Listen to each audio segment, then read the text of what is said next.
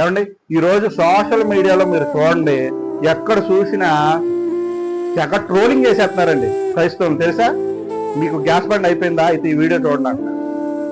ఒక ఆవిడ సాక్ష్యం చెప్తుంది. ఏమని? నేను పొయ్యి మీద అన్నం వండేసాను, కూర మధ్యలో ఆగిపోయింది. నేను ప్రార్థన చేశాను, యేసయ్య వచ్చి గ్యాస్ బండ్ ఇచ్చేస్తాడు. నన్ను గ్యాస్ బండ్ వేసి ఇస్తాడా? ఏంటండి దరిద్రం? ఒకవేళ వీళ్ళ గురించి చెప్పలేదా దేవుడు? వీళ్ళ గురించి కూడా చెప్పాడా? చెప్పాడు. ఎలాంటి వాళ్ళ గురించి కూడా.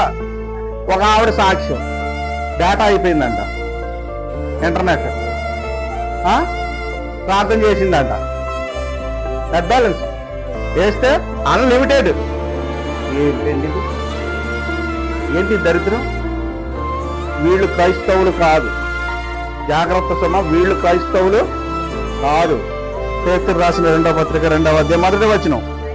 మరియు అబద్ధ ప్రవక్తలు ప్రజలలో ఉండిరి, అటువలనే మీలోను అబద్ధ బోధకులు. జాగ్రత్తగా, అబద్ధ బోధకులు